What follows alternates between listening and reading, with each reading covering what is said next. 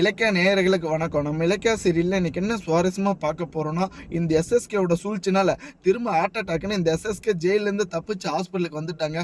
ஆனா கண்டிப்பா இதுல வந்துட்டு ஒரு உள்குத்து இருக்கு அப்படின்னு ஆல்ரெடி வந்துட்டு முன்னாடியே நம்ம இலக்கியாவுக்கும் கௌதமுக்கும் தெரிய வந்துருச்சுங்க. ஒரு பக்கம் சொந்த வீட்டிலே இருந்துக்கிட்டு இந்த பைரவி வந்துட்டு இந்த கௌதமுக்கு இப்படி ஒரு துரோகத்தை பண்ணுவான்னு கொஞ்சம் கூட எதிர்பார்க்கல. ஏன்னா ஆரம்பத்துல இந்த ஒரு டாக்குமெண்ட் வந்துட்டு ஏமாத்தி வாங்கிட்டோம், கையெழுத்து வாங்கிட்டோம்னு ரொம்பவே வந்துட்டு சந்தோஷமா இந்த கார்த்திக்கும் இந்த தக்ஷாசினியும் நினைச்சிட்டு இருக்கங்க. ஆனா வந்துட்டு சட்ட ரீதியா வந்துட்டு அது வந்துட்டு எதுவுமே செல்லாதுங்க. அந்த ஒரு நம்பிக்கையில் தாங்க நம்ம இலக்கியாவும் கௌதமும் இவ்வளவு சந்தோஷமா இருக்காங்க. இந்த எஸ்எஸ்கே இருந்துகிட்டு ஒரு வழியா இந்த கௌதம் கிட்டேருந்து நம்ம மனைவியும் இந்த கார்த்திக் வந்துட்டு கையெழுத்து வாங்கிட்டாங்க.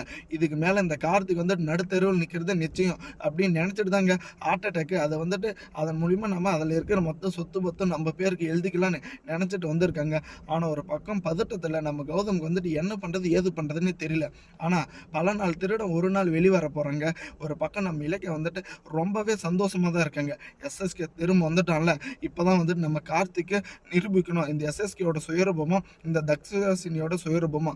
ஏன்னா இந்த தக்ஷாசினி சொன்னதுனால தான் இந்த அஞ்சலியும் இந்த கார்த்திக் வந்துட்டு நம்ம கௌதம் கிட்ட இருக்கிற அந்த ஒரு டாக்குமெண்ட்டை வந்துட்டு மாற்றி வச்சு மொத்த சொத்து பத்து அந்த 200 கோடி ரூபாய் பணமும் வந்துட்டு இவங்க பேருக்கு மாற்றிக்கலான்னு ஒரு கேவலமான எண்ணத்தில் நம்ம கார்த்திகோட மைண்டை மாற்றினாங்க.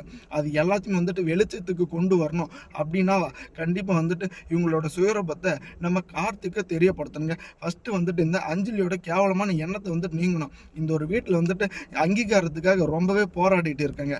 ஒரு பக்கம் நம்ம இலக்கியாவும் கௌதம் எப்படியாச்சும் வீட்டை விட்டு வெளியே விரட்டணும், என்னை வந்துட்டு விரட்டின மாதிரி அப்படின்றதுக்காக தான் இந்த தக்ஷாசினி கிட்ட உதவியே கேட்டு போனாங்க.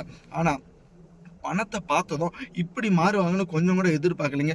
ஒரு பக்கம் பார்த்தீங்களான்னு நம்ம ஜானகி அம்மாவுக்கு ரொம்பவே வந்துட்டு ஒரு மனசே சரியில்லாத நிலைமையில் இருக்காங்க. ஏன்னா கௌதம் எனக்கு வந்துட்டு உள் மனசில் என்னவோ வந்துட்டு அடிச்சிட்டு இருக்க, நீங்கள் வந்துட்டு அதில் 200 கோடி ரூபாய் ப்ராஜெக்டில் கையெழுத்து போட்டதுலேருந்து எனக்கு ஒரு மாதிரியாக தான் இருக்கேன். ஒரு வேளை இந்த பைரவி வந்துட்டு நமக்கு எதிராக ஏதாச்சும் ஒரு சூழ்ச்சியை ரெடி பண்ணுவாளா அப்படின்னு. ஆனால் நம்ம இலக்கிய ஆரம்பத்திலே சொல்லிட்டாங்க, அத்தை நீங்கள் வந்துட்டு எதுக்குமே பயப்படாதீங்க.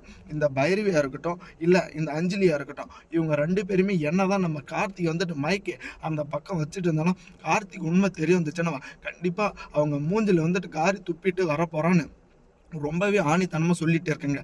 தூரமா இருந்து பார்க்குற போது இந்த நரியோட வேஷமும் நரியோட தந்திரமும் இந்த நாயோட தந்திரமும் தெரியாதுங்க. தேங்க்ஸ் ஃபார் வாட்சிங். இலக்கிய நேயர்களுக்கு மறக்காம உங்க கருத்துக்களை கமெண்ட் செக்ஷன்ல கமெண்ட் பண்ணுங்க.